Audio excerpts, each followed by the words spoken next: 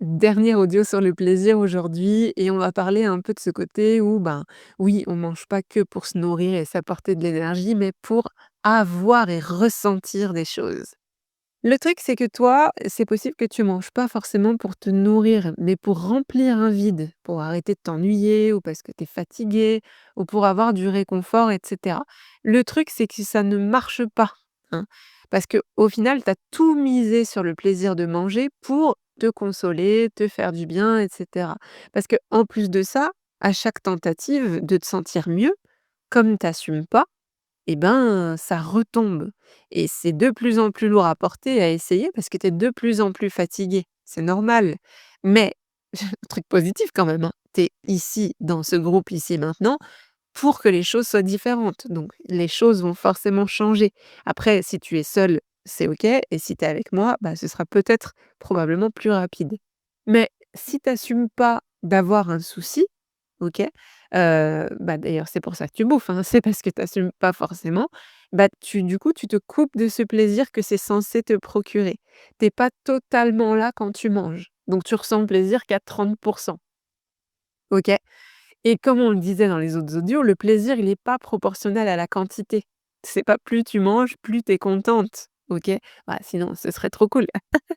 Mais du coup, si tu continues, si tu vas dans les excès et cetera, ça ne sert plus à rien puisque tu es écœurée, tu as mal au ventre, tu culpabilises et cetera. Donc ça détruit le tout petit truc que tu étais en train de construire pour te sentir mieux. Et ça, c'est hyper flippant pour ton inconscient. C'est hyper flippant. Parce qu'en plus de ça, si tu veux mincir et que tu as tendance à dire: «Bon, bah, je dégage, le gras, le sucre et cetera», tu dis à ton inconscient que parce que tu as trop mangé, tu vas lui retirer son seul plaisir au quotidien, le seul qu'il est sûr d'avoir au quotidien. Parce que oui, le l'alimentation, elle est présente partout, que ce soit distributeur au boulot, au supermarché ou peu importe, au resto, Uber Eats, livraison et cetera. En fait, au final, la seule chose sur laquelle tu peux compter de manière inconditionnelle, qui va pas te juger, qui sera toujours là pour toi et qui va te réconforter à tous les coups, c'est la nourriture.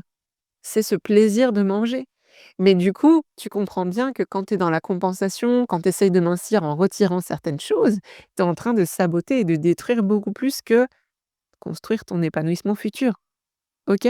Donc tu m'étonnes que ça ne marche pas. Ce n'est pas possible et c'est pour ça qu'il faut connaître tes sensations, qu'il faut connaître tes besoins pour pouvoir y répondre parce que sinon, en effet, tu es à l'aveugle, c'est encore plus stressant et cetera et si en plus du plus, tu es dans un petit mode, ouais, je suis dans le perfectionnisme, le contrôle, l'hyper-contrôle, bah, avoir la sensation de rien contrôler, c'est terrifiant.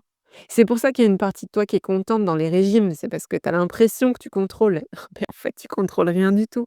La seule chose que tu peux contrôler, c'est tes réactions aux choses.